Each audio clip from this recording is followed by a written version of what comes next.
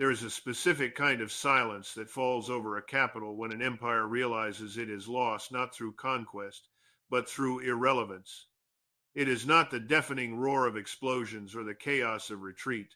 It is the quiet, suffocating hush of influence evaporating like morning dew under an unforgiving sun.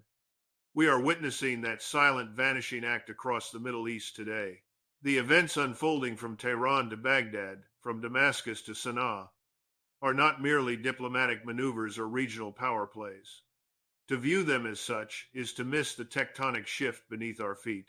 What we are watching in real time is the systematic, methodical, and bloodless expulsion of American influence from a region it has dominated for 8 decades. Iran has achieved what no military force could accomplish. It has removed the United States from the Middle East without firing a shot that Washington could answer with its trillion-dollar war machine. For decades, I have studied the mechanics of empire, the rise and fall of hegemonic powers, and the brutal mathematics of geopolitical dominance. And I tell you now that we are standing at one of those rare pivots in history where the old order does not collapse with dramatic violence but simply fades into strategic irrelevance. The assumption that has guided American foreign policy since 1945, that the Middle East belongs in Washington's sphere of control, that Arab oil must flow through American-approved channels, that resistance to American dictates can be crushed through sanctions and surgical strikes, died not in a spectacular military defeat, but in a series of diplomatic victories that the Western media desperately wants you to ignore. The normalization agreements between Iran and Saudi Arabia, brokered not in Washington but in Beijing. The integration of Syria back into the Arab League despite American objections. The expansion of Iraqi-Iranian economic ties that bypass dollar-denominated trade. The Houthi control of strategic waterways that American naval power cannot challenge. These are not isolated incidents. They are the building blocks of a new regional architecture where American permission is no longer required, where American threats carry no weight, and where American presence is tolerated only as a diminishing legacy of a bygone era. If you value understanding how power actually shifts in the real world, if you refuse to accept the sanitized narratives that the establishment feeds you, then subscribe to this channel and turn on notifications. The algorithm suppresses this analysis because it challenges the illusion of American omnipotence. Do not let them keep you in the dark about the most significant geopolitical transformation of our lifetime. The trigger event that crystallized this transformation was not a single dramatic moment, but a cascading series of strategic humiliations that exposed the hollowness of American power projection. Look at what happened in the Red Sea. The Houthis, a movement that the Western press dismissively labels as Iranian proxies, effectively closed one of the world's most critical shipping lanes to Israeli-bound vessels and challenged American naval supremacy in ways that would have been unthinkable just 5 years ago. The United States assembled what it grandly called Operation Prosperity Guardian, deploying billions of dollars worth of naval assets, Aegis destroyers equipped with the most advanced missile defense systems ever created, carrier strike groups that represent the pinnacle of American military technology. And yet, despite this overwhelming show of force, despite the presence of the most powerful navy ever assembled in human history, the Houthis continued their operations. They continued to strike vessels. They continued to demonstrate that American military might, when faced with asymmetric resistance rooted in political will rather than conventional force structures, is a paper tiger that roars loudly but cannot impose its will. This is not merely a tactical setback in a distant theater. This is a fundamental revelation about the nature of power in the 21st century. The Houthis are operating with modified anti-ship missiles, drones that cost a fraction of the weapons used to intercept them, and tactical intelligence that allows them to strike with precision despite facing the most sophisticated surveillance apparatus ever deployed. The cost exchange ratio is devastating for Washington. Every Houthi drone that costs perhaps $20,000 to produce requires an American interceptor missile that costs $3 million to destroy. Every engagement is a financial hemorrhage that the United States cannot sustain indefinitely.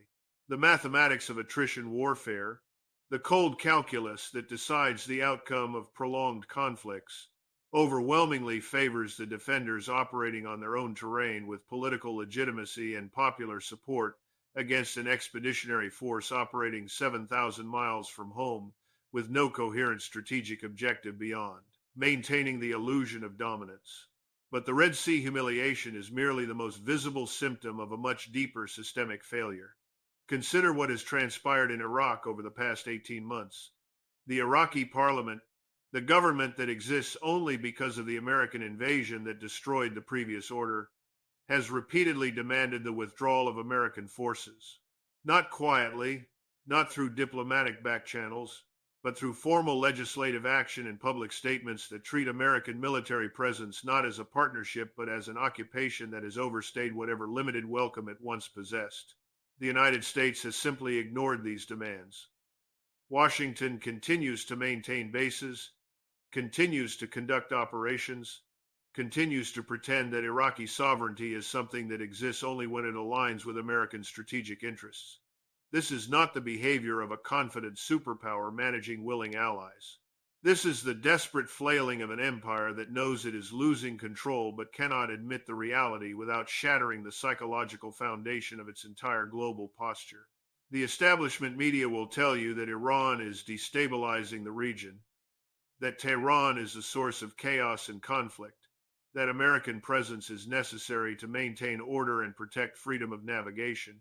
But any student of realism, any observer who looks at the actual mechanics of power rather than the rhetoric of propaganda, knows that this narrative is precisely backwards. Iran has spent the past 5 years systematically building the architecture of American expulsion through diplomatic integration, economic connectivity, and the cultivation of allied movements that share a common interest in regional sovereignty free from external domination. The normalization agreement between Iran and Saudi Arabia, achieved through Chinese mediation in March 2023, was not merely a bilateral détente between historical rivals.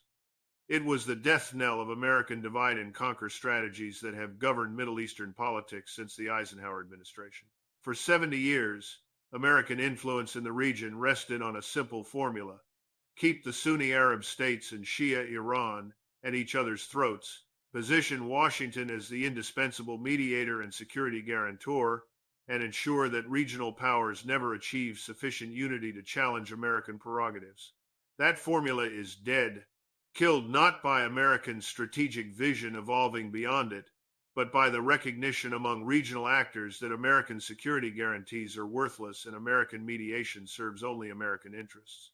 To understand why we have arrived at this moment, why Iran has succeeded in this bloodless expulsion where conventional military resistance failed for decades, we must strip away the sanitized narratives of think tank publications and look at the raw machinery of imperial overextension. The United States has long operated under a doctrine that can be summarized simply: the Middle East is too important to be left to Middle Easterners. This belief is rooted in the post-World War II order, when American economic dominance was so absolute that it could dictate terms to devastated allies and defeated enemies alike. The establishment of the petrodollar system, the network of military bases that ringed the Soviet Union, the cultivation of client states from the Shah's Iran to the Gulf monarchies, all of this was sold as defensive containment of communism and the protection of the free world. But look beneath the rhetoric at the actual structure of power that was created. The United States positioned itself as the guarantor of energy flows that its own economy increasingly did not depend upon. American troops were not stationed in the Gulf to protect American oil supplies. They were there to ensure that European and Asian allies remained dependent on American military power for their energy security, creating a vassalage relationship disguised as partnership. This arrangement worked, after a fashion, as long as American economic and military dominance was so overwhelming that challenging it was unthinkable. But empires do not collapse when they are at their zenith. They collapse when the mechanisms of control that function during strength become anchors, dragging them down during decline. Consider the brutal mathematics of American military presence in the Middle East today. The United States maintains approximately 40,000 troops across the region, operates from dozens of bases and installations, deploys naval assets that represent tens of billions of dollars in hardware, and spends conservatively $200 billion annually on maintaining this military footprint when you account for the full life cycle costs of personnel, equipment, logistics, and operational tempo. And what does this staggering expenditure of blood and treasure accomplish? It does not secure American energy independence, which has been achieved through domestic production. It does not prevent regional conflicts, which have proliferated. It does not guarantee stability, which is more elusive than ever. It does not protect American allies, who are increasingly making independent arrangements that exclude Washington. What it does accomplish is the appearance of dominance, the illusion of control, the psychological comfort of believing that American power can still reshape a region according to its preferences. Iran has understood something that the architects of American strategy have been psychologically incapable of accepting. Military presence without political legitimacy, without economic integration, without alignment of interests, is not strength, it is vulnerability. Every American base in Iraq is not a projection of power. It is a hostage to political developments that Washington cannot control. Every ship in the Persian Gulf is not a symbol of dominance. It is a target in waters where the United States cannot achieve escalation dominance without triggering a regional conflagration that would shatter what remains of American global standing. The geographic reality of the Middle East, the simple fact that Iran sits astride the world's most critical energy choke point, while American power must be projected across oceans and maintained through logistics chains that stretch around the world, creates an asymmetry that no amount of technological superiority can overcome. The United States can strike Iran, it can inflict tremendous damage, but it cannot occupy Iran, cannot regime change Iran without a ground invasion that would make Iraq look like a minor skirmish, and most critically, cannot prevent Iran from closing the Strait of Hormuz and triggering an economic crisis that would dwarf anything witnessed in recent decades. This brings us to the systemic hypocrisy that has created the moral trap now closing around American Middle East policy. The central lie of American foreign policy in the region is the assertion that Washington seeks stability, democracy, and the rule of law. This mythology is so deeply embedded in the discourse of American exceptionalism that even sophisticated observers sometimes fail to recognize it as propaganda. Let us apply the cold logic of historical evidence to this claim. Look at Yemen. The United States has supported, armed, and provided intelligence for a Saudi-led bombing campaign that has created the world's worst humanitarian crisis. Hundreds of thousands dead, millions facing starvation, infrastructure systematically destroyed, and for what strategic objective? To prevent the Houthis, a movement with indigenous support and legitimate grievances, from controlling their own country. We were told this was necessary to counter Iranian influence, to prevent instability, to protect Saudi security. The reality was that the Saudis feared an independent Yemen on their border, and the United States was willing to facilitate mass starvation to maintain a client-state relationship. The result of this intervention was not the defeat of the Houthis, but their transformation into a hardened military force with capabilities that now threaten the entire regional order that the intervention was meant to preserve. Look at Syria. The United States intervened in a civil war under the banner of supporting moderate opposition to Assad's dictatorship. But look at the actual pattern of American action rather than the rhetoric. Washington armed groups that included jihadist elements, prolonged a conflict that might have ended years earlier with a fraction of the death toll, and currently occupies Syrian oil fields in direct violation of international law. Not to bring democracy to Syria, not to protect civilians, but to deny resources to a government that Washington has designated as an enemy and to maintain leverage in a conflict where American interests are served by continued chaos rather than resolution. The Syrian people, the actual human beings whose suffering is used to justify intervention, are props in a geopolitical game where their welfare is irrelevant except as a propaganda tool. When Assad uses chemical weapons, it is an atrocity that demands response. When American-backed forces level Raqqa, killing thousands of civilians, it is the unfortunate but necessary price of defeating ISIS, an organization that metastasized in the power vacuum created by the American destruction of Iraq. Look at Libya. The NATO intervention, led by the United States and enthusiastically supported by European allies, was sold as a humanitarian mission to prevent Gaddafi from committing genocide against his own people. The reality, revealed through leaked communications and subsequent investigation, was that Gaddafi had agreed to step down and was negotiating an exit that would have prevented the civil war. But the United States and its allies, seeing an opportunity to remove a leader who had challenged Western prerogatives and threatened to create an African currency that would compete with the dollar and euro, chose regime change over negotiated settlement. The result was not the flowering of democracy in Libya, but the complete collapse of the state, the emergence of competing militias and governments, the opening of migrant routes that have destabilized Europe, and the creation of slave markets, where human beings are bought and sold in the 21st century. Hillary Clinton, then Secretary of State, laughed about Gaddafi's brutal killing on camera, delivering the now infamous line that echoes as a perfect encapsulation of American policy. We came, we saw, he died. That laugh, that casual dismissal of a human being's murder and a nation's destruction, revealed more truth about American intentions than 1,000 position papers. This litany of intervention and destruction creates the moral trap that Iran has exploited with devastating effectiveness. When Tehran looks at Iraq, Libya, Syria, and Yemen, when Iranian strategists assess the pattern of American behavior rather than American rhetoric, they do not see a benevolent hegemon promoting democracy and stability. They see a declining empire that destroys what it cannot control, that values compliance over legitimacy, and that will sacrifice entire nations to maintain the illusion of dominance. The lesson that Iran has learned, the lesson that every nation watching American behavior has absorbed, is brutally simple. Disarmament leads to destruction. Gaddafi gave up his weapons programs and was murdered. Saddam Hussein had no weapons of mass destruction and was hanged. Assad kept his strategic capabilities and survived. North Korea developed nuclear weapons and is treated as a negotiating partner rather than a regime change target.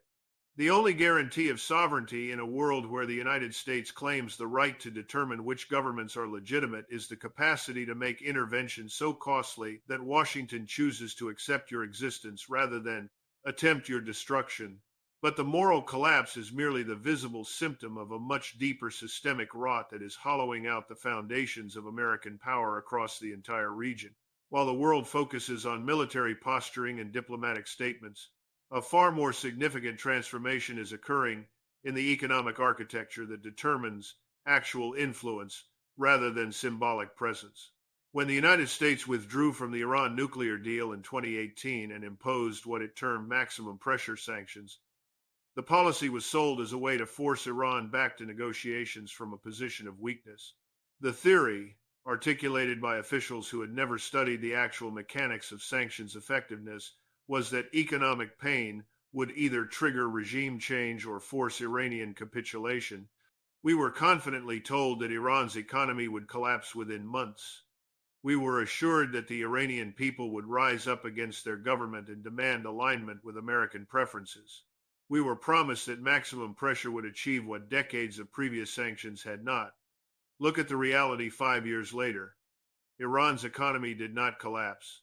It adapted, restructured, and found ways to circumvent every mechanism of American financial control.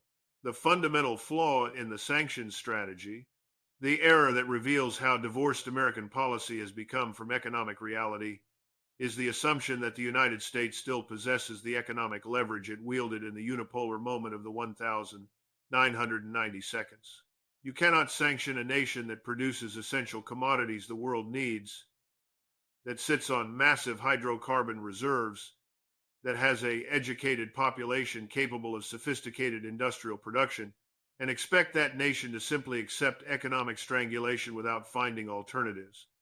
You can print dollars, you cannot print oil, natural gas, uranium, rare earth minerals, or the geopolitical position that allows control of maritime choke points. Iran did not collapse under maximum pressure. It accelerated the very processes that Washington most feared: de-dollarization, integration with China and Russia, development of alternative payment systems, expansion of domestic production capabilities, the creation of a network of relationships throughout the region that bypass American financial control entirely. The most devastating blow to American regional influence was the Iran-Saudi normalization agreement brokered by China in March 2023. For 70 years, the Iran-Saudi rivalry was the cornerstone of American divide and conquer strategy in the Middle East. Washington positioned itself as the essential mediator, the security guarantor that kept these regional powers from each other's throats. Billions of dollars in arms sales, strategic partnerships, military bases, all of this rested on the continuation of this rivalry. When China, not the United States, brought these historical enemies to an agreement, when Beijing demonstrated that it could achieve diplomatic outcomes that Washington claimed only American power could deliver, the entire architecture of American indispensability in the region collapsed. The message sent to every government from Cairo to Abu Dhabi was unmistakable. China can broker peace and facilitate trade. America brings military presence and demands compliance. Choose accordingly. The economic integration that is now accelerating across the Middle East, with Iran at the center of new trade routes and financial arrangements, represents a complete inversion of the order that American policy has spent decades trying to maintain. Iran is now Iraq's largest trading partner, conducting billions of dollars in cross-border commerce using local currencies that bypass dollar-denominated transactions. Iranian goods flow into Iraq despite American sanctions. Iraqi energy projects involve Iranian technical expertise and investment. The border between these nations, which the United States invaded Iraq partly to secure, is now an open economic corridor that Washington cannot monitor, cannot control, and cannot shut down without turning the Iraqi government, America's supposed ally, into an open enemy. Syria, devastated by civil war and facing reconstruction needs that dwarf available resources, is receiving Iranian credit lines, technical assistance, and political support that is far more valuable than anything the West offers, which is continued isolation and demands for regime change as the price of normalized relations, the Houthi control of maritime approaches to the Red Sea, the ability of a non-state actor to challenge freedom of navigation in one of the world's most critical waterways, demonstrates the complete failure of American military supremacy to impose order. The United States has the most powerful navy in human history. It maintains carrier strike groups that can project air power across thousands of miles. It possesses surveillance capabilities that can track individual vehicles from space, and yet it cannot prevent the Houthis from continuing operations that have forced shipping companies to reroute around Africa, adding weeks and massive costs to global supply chains. Why? Because sinking Houthi boats and destroying launch sites does not address the political reality that gives the Houthis legitimacy and support. You cannot bomb a population into accepting foreign domination of their coastline. You cannot missile strike your way to political legitimacy. The United States can destroy Houthi capabilities faster than they can be rebuilt. But it cannot do so without eventually striking targets inside Yemen that would cause civilian casualties significant enough to create exactly the kind of regional backlash that would unite the entire Middle East against American presence. This brings us to the fatal asymmetry that Iran has exploited with surgical precision. The United States has 800 military bases around the world. Massive investments in fixed infrastructure that represents projections of power, but also massive vulnerabilities. Iran does not need to match American military spending or capability. It needs only to make the cost of maintaining American presence higher than the benefits that presence delivers. Every attack on American forces in Iraq and Syria, conducted by groups that Iran supports but maintains deniability about, imposes costs that accumulate over time. Personnel must be rotated more frequently, reducing readiness. Force protection measures must be enhanced, diverting resources from other missions. The political pressure builds domestically as American families ask why their sons and daughters are being attacked in countries where their presence serves no clear national interest. Iran is not fighting a conventional war against the United States.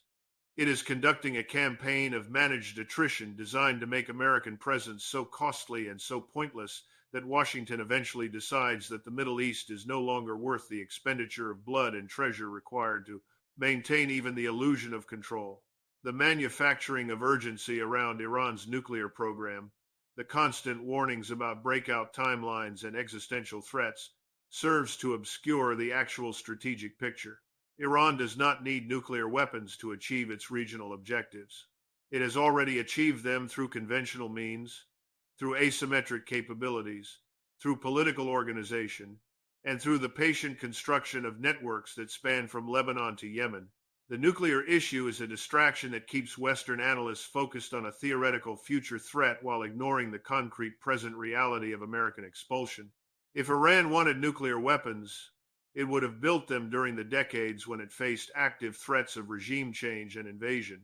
The fact that it has not, despite having the technical capability and the strategic justification, suggests that Iranian leadership has made a calculated decision that the costs of weaponization outweigh the benefits.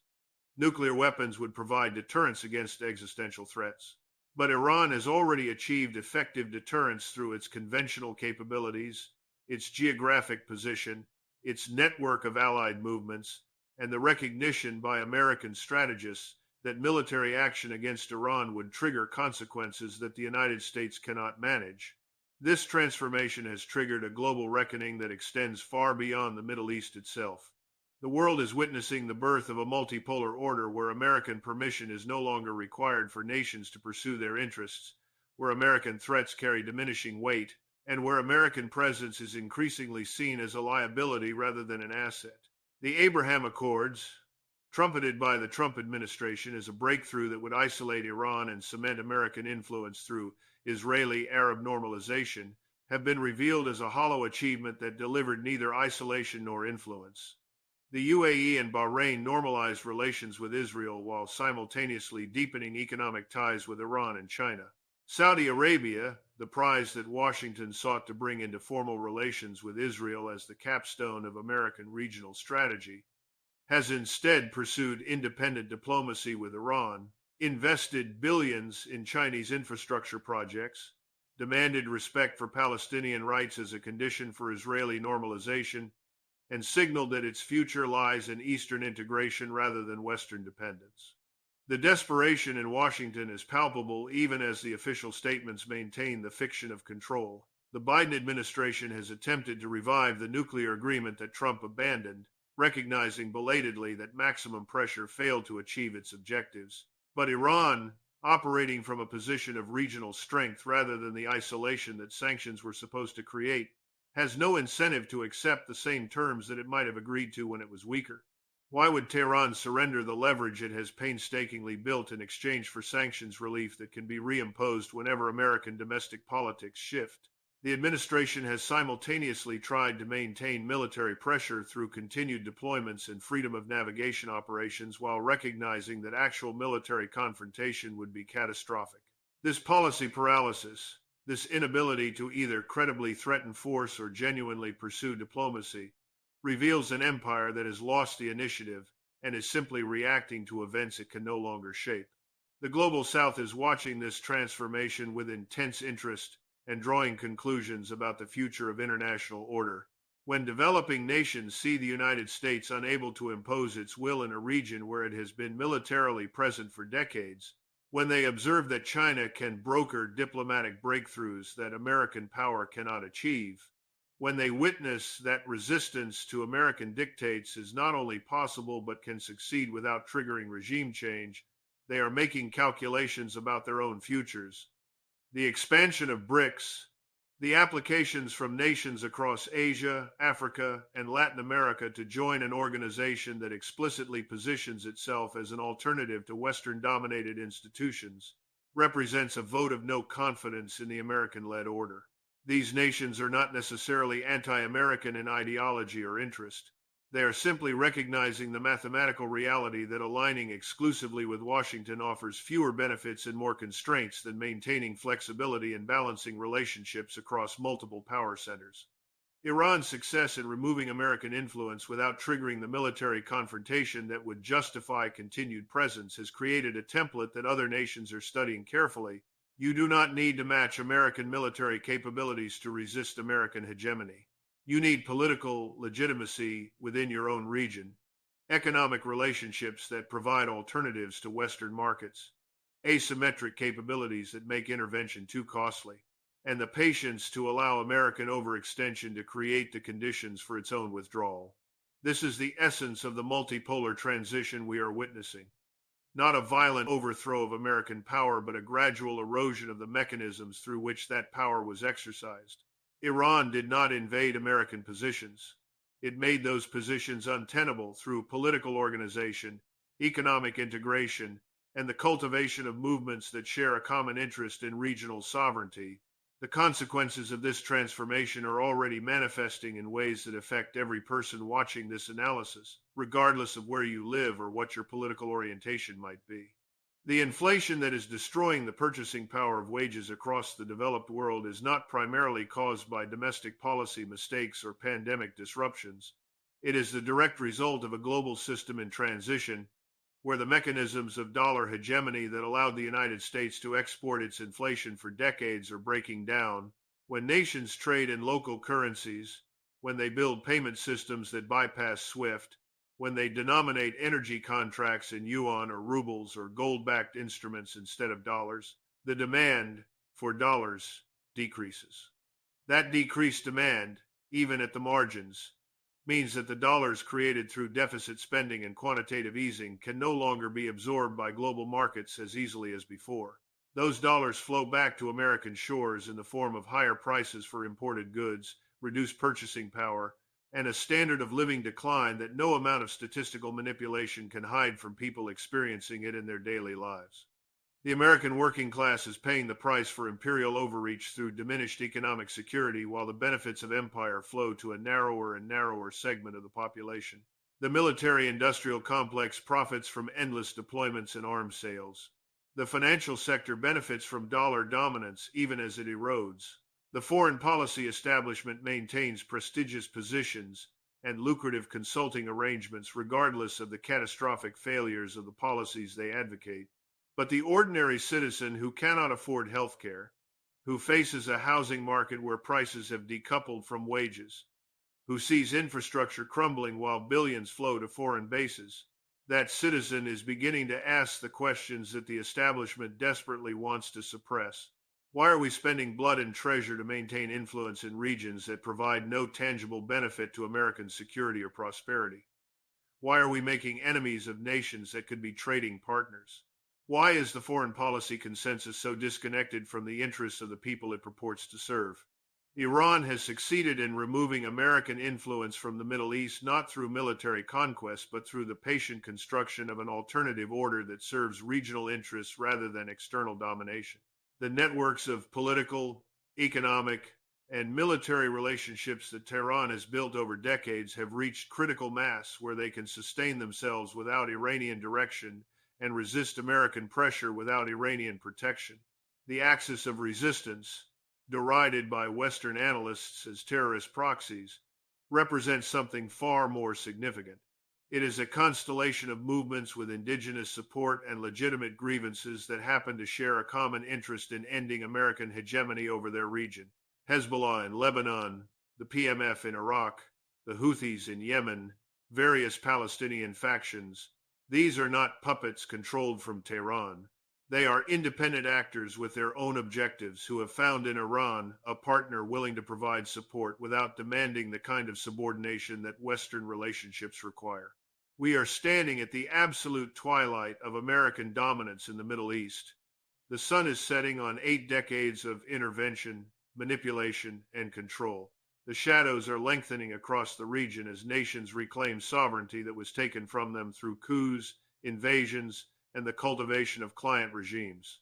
The choice facing the United States now is binary and unforgiving. There is no third option that preserves the illusion of dominance while acknowledging the reality of decline. The first path is the path of adaptation and strategic humility. It requires a painful but necessary admission that the unipolar moment is over, that the Middle East will be shaped by Middle Eastern powers rather than external intervention, and that American interests are better served through trade and diplomacy than through military presence and coercion. It would mean withdrawing from bases that serve no defensive purpose, ending support for interventions that create more enemies than they defeat, and accepting that oil will flow through markets regardless of who controls the wells. It would mean acknowledging that the trillions spent on Middle Eastern wars over the past 2 decades bought nothing of lasting value, and that the lives lost purchased no security that could not have been achieved through less destructive means. This path leads to resource redeployment toward domestic renewal, toward infrastructure and education and healthcare, toward rebuilding the social fabric that has been torn apart by decades of prioritizing empire over commonwealth.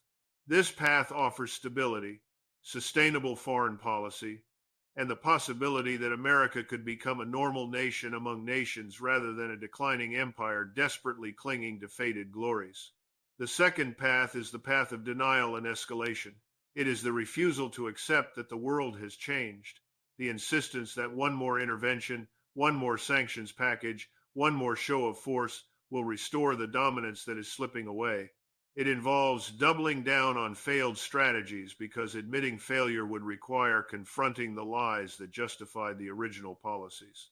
It means risking direct military confrontation with Iran, a conflict that would make the Iraq invasion look like a minor border skirmish, that would close the Strait of Hormuz and trigger global economic crisis, that would unite the entire region against American presence, and that could escalate to involvement by Russia and China in ways that risk great power confrontation. This path leads inevitably to catastrophic outcomes, to the final destruction of American credibility, to economic collapse that would dwarf the 2008 financial crisis, and potentially to conflicts that could spiral beyond anyone's control. Tragically, every signal from Washington suggests that the establishment has chosen the second path. They are psychologically incapable of accepting multipolarity, constitutionally unable to admit that their theories about American indispensability were self-serving mythology rather than geopolitical reality. The neoconservative intellectuals who sold the Iraq War are still publishing in prestigious journals and appearing on television panels. The officials who implemented maximum pressure on Iran have moved seamlessly to new positions where they advocate for pressure on China. The think tanks, funded by defense contractors, continue to produce papers arguing for increased military spending to counter threats that their own policies created. They would rather see the global system collapse than admit they were wrong about the fundamental nature of power in the 21st century. Iran's bloodless expulsion of American influence from the Middle East is a warning shot across the bow of the entire Western-led international order. It demonstrates that resistance to American hegemony is not only possible but can succeed without triggering the overwhelming military response that was supposed to make such resistance unthinkable. It proves that economic sanctions, the weapon that Washington has wielded with increasing promiscuity, can be circumvented by nations willing to bear short-term pain for long-term sovereignty. It reveals that American military supremacy, real enough in terms of raw capability, cannot translate into political outcomes when the populations being threatened have more to fear from capitulation than from resistance. This channel exists to tell you the truths that the establishment wants to bury beneath propaganda and distraction. We analyze the world as it actually operates rather than how the foreign policy elite wish it operated. The algorithm suppresses this content because it challenges the comfortable myths that allow failed policies to continue. If you want to understand the forces reshaping global order, if you refuse to accept sanitized narratives that ignore inconvenient realities, then subscribe to this channel and turn on notifications. Do not let them keep you ignorant about the transformation that will define the rest of your lives. I want to hear your analysis in the comments below. First, do you believe that American withdrawal from the Middle East is now inevitable, or can Washington find a way to restore its influence through some strategy that has not yet been attempted? Second, as Iran consolidates regional influence without American interference, does this represent a more stable order for the Middle East, or simply the replacement of one hegemon with another? Write your answers below. I will be reading them. Stay vigilant.